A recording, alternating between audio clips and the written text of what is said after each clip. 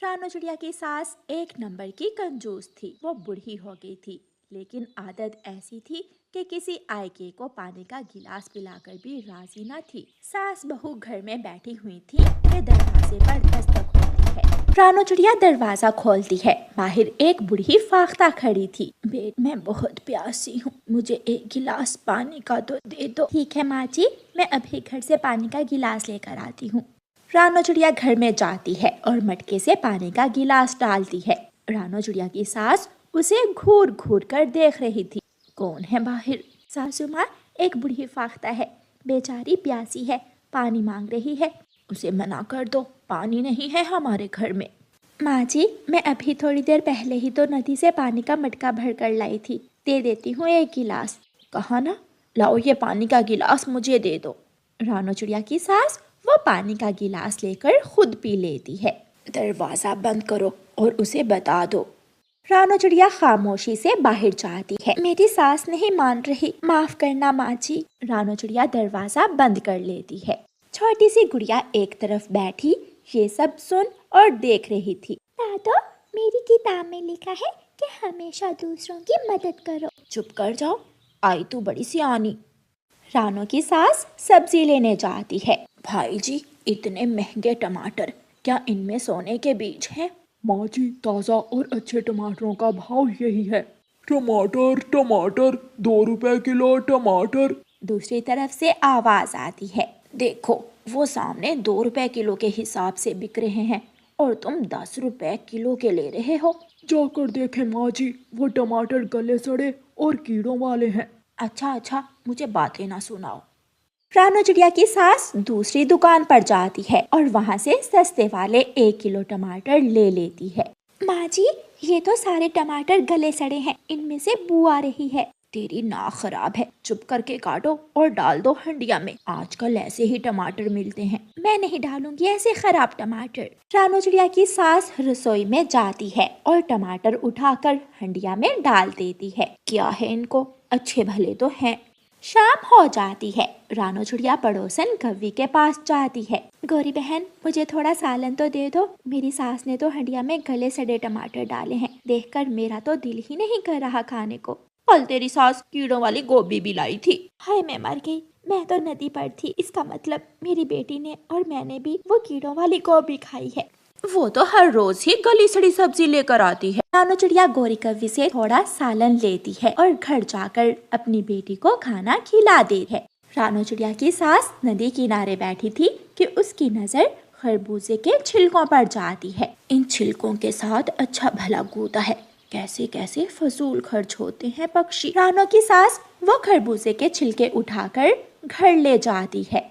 सासू माँ, ये खरबूजे के छिलके किस काम के? गूदा उतार कर खा लो, मैं ये तुम्हारे लिए लाई हूँ। ना, मैं तो नहीं खाऊंगी कौवा और चीलों के छोड़े हुए छिलके। लो गुड़िया, तुम खा लो। गुड़िया भी नहीं खाती तो रानो की सास खुद ही वो छिलके खाने लगती है। थोड़ी देर बाद रानो चिड़िया की सास के पेट में दर्द शुरू हो जाता है, लेकिन वो किसी को बताए बिना बुलबुल डॉक्टर के पास जाती है। माँ जी, क्या खाया था आपने? बेटी, बस गलती हो गई, मैंने खरबूजे के छिलके खा लिए। माँ जी, भला कोई खरबूजों के छिलके भी खाता है? बुलबुल दवा देती है।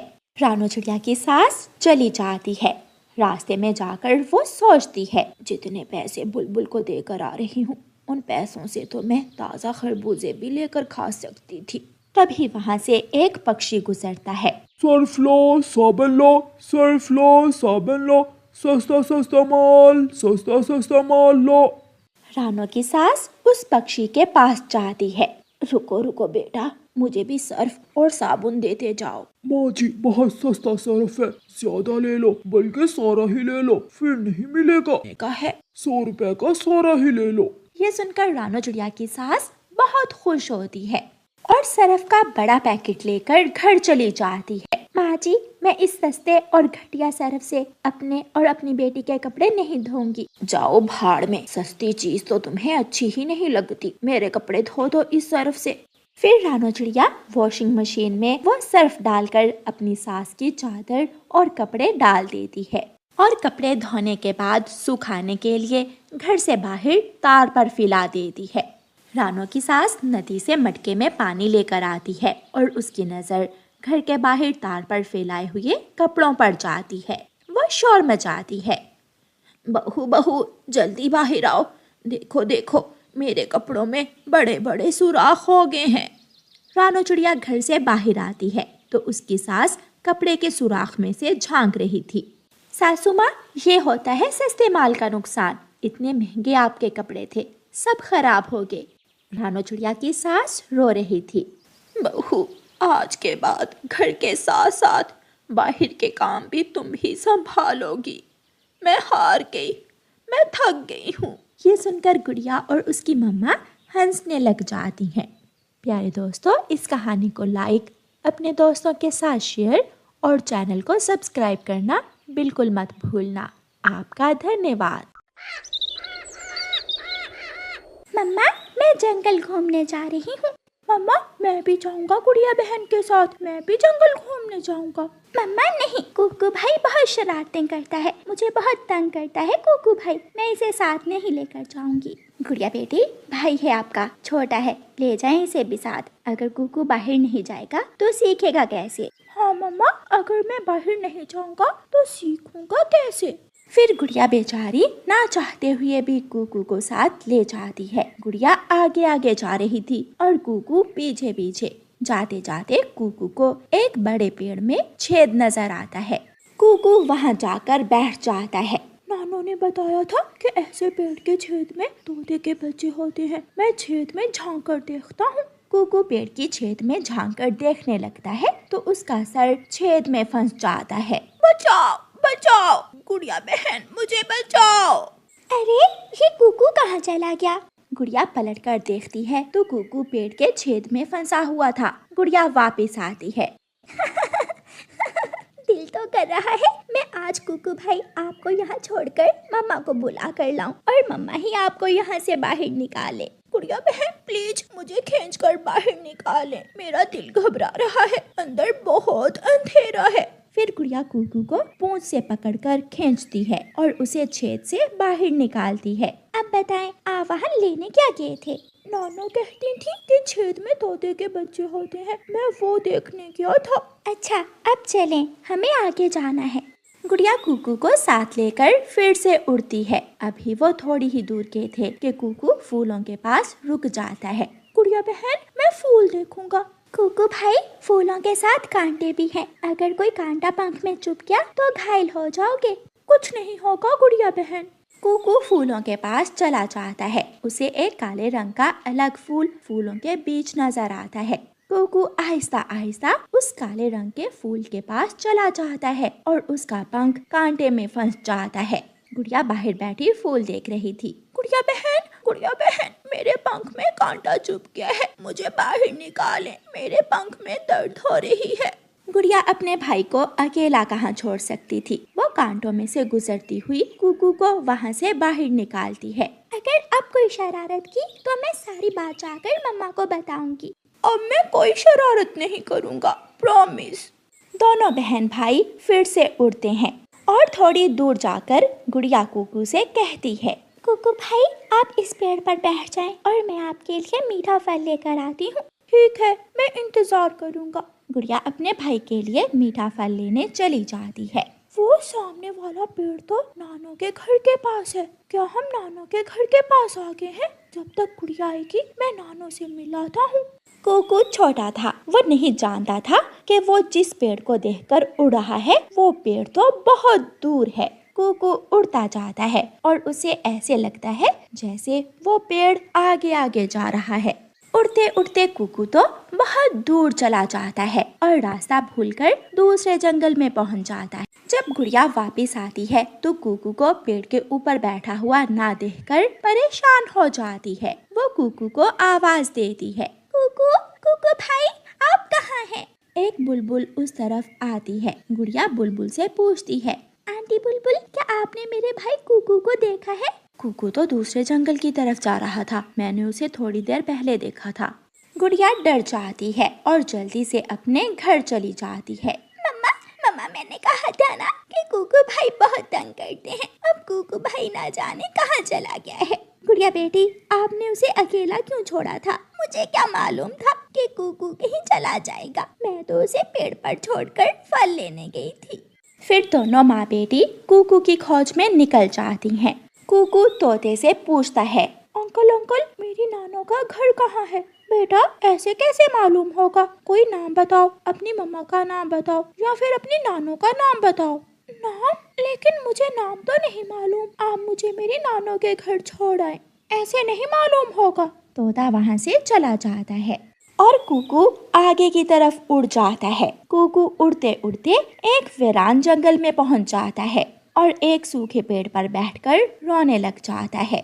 एक बड़ी बड़ी आंखों वाला कौवा, जिसका नाम बुरा कौवा था, वो छोटे बच्चे पकड़ने वाला पक्षी था, वो वहाँ आ जाता है। छोटे बच्चे, तुम क्यों रो रहे हो? क्या घर से लड़कर आए हो?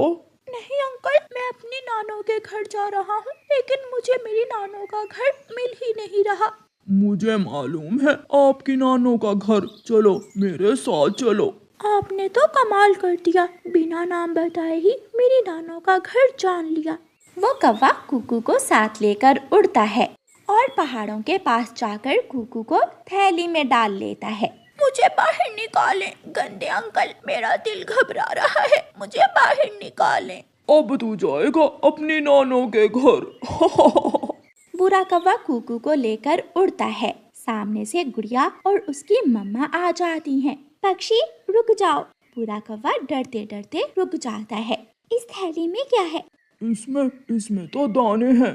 कुकू अपनी मम्मा की आवाज सुनकर शोर मचाता है। मम्मा मम्मा, मैं हूँ, इस थैली में मैं हूँ, मुझे बचा लें। कुकू का शोर सुनकर वो बुरा कौवा थैली वहाँ छोड़कर भाग जाता है। कुकू की मम्मा कुकू को थैली से बाहर निकालती है। बच गए हो, वरना वो कौवा तुम्हारे कबाब बनाकर खाता। कुकू बेटा, आपने ऐसा क्यों किया? मम्मा, मुझे लगा नानो का घर पास ही होगा। मैं नानो का घर ढूंढता ढूंढता यहाँ तक आ गया। बेटा, आपकी नानो का घर तो सागर वाले जंगल में है और आप इस वक्त पहाड़ों वाले जंगल में हो। अगर हम समय पर ना आती तो वो कौवा कहाँ छोड़ने वाला था आपको। मम्मा सॉरी, मुझे माफ कर दें। फिर वो सब अपने घर वापस चले जाते हैं। घर जाकर कुकू अपनी बहन गुड़िया से माफी मांगता है और वादा करता है, गुड़िया बहन, मैं वादा करता हूँ कि आज के बाद मैं कभी भी आपको तंग नहीं करूँगा, क्योंकि आज मुझे एहसास हुआ है कि हमें हमेशा बड़ों का कहना मानना चाहिए और हमेशा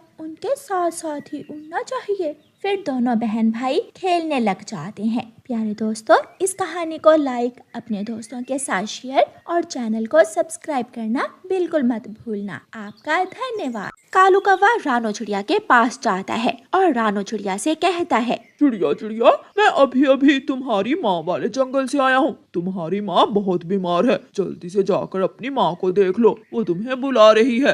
कौवे की ये बात सुनकर रानो चिड़िया रोने लग जाती है। कौवे, बहुत अच्छा किया जो तुमने मुझे बता दिया। मैं अभी अपनी माँ के पास जाती हूँ। रानो चिड़िया अपने घर का दरवाजा खुला छोड़कर ही अपनी माँ के पास चली जाती है। यही तो कौवा चाहता था। कालू कौवा आराम से चिड़िया के घर में चला जाता है और चिड़िया का बारशों के लिए रखा हुआ दाना खाने लगता है। कौवा जी भरकर दाना खाता है और दरवाजे के अंदर से कुंडी लगाकर चिड़िया के घोंसले में लेटकर सो जाता है। चिड़िया बहुत तेज उड़ती है। रास्ते में उसे तोता मिलता है। चिड़िया चिड़िया, कहाँ जा रही हो? तोते भैया, मैं अपनी माँ के पास जा रही हूँ। मुझे अभी कौवे ने बताया है कि मेरी माँ बहुत बीमार है। वो कौवा बहुत झूठ बोलता है। एक दिन उसने मुझसे कहा कि मेरी बहन बीमार है। जब मैं अपनी बहन के घर गया तो वो पीछे से मेरा सारा भोजन खा गया। तोते भैया, ये भी तो हो सकता है वो सच बोल रहा हो। मैं आधे रास्ते में तो आ गई हूँ, अब आ गई हूँ तो माँ को देख कर ही जाऊंगी। चिड़िया फिर से उड़ती है और उड़ती हुई अपनी माँ के घर पहुँच जाती है। लेकिन रानो चिड़िया की माँ घर में नहीं थी। माँ कहाँ चली गई है? शायद बुलबुल के पास दवा लेने गई होगी। थोड़ी देर बाद रानो चिड़िया की माँ आ जाती है। उसने सर पर लकड़ियाँ उठाई हुई थी। माँ, क्या आप ठीक हैं? हाँ बेटी, मैं ठीक हूँ। मैं जंगल में लकड़ियाँ काटने गई हुई थी। तुम कब आई हो? मुझे कौवे ने बताया कि आप बहुत बीमार हैं। वो कौवा झूठ बोल रहा होगा। अब आ ही गई हो तो आज की रात मेरे पास ही रुक जाओ। माँ, मैं तो जल्दी में घर का दरवाजा भी खुला ही छोड़ आई हूँ। ना जाने वो कौवा क्या करेगा मुझे यहाँ भेजकर।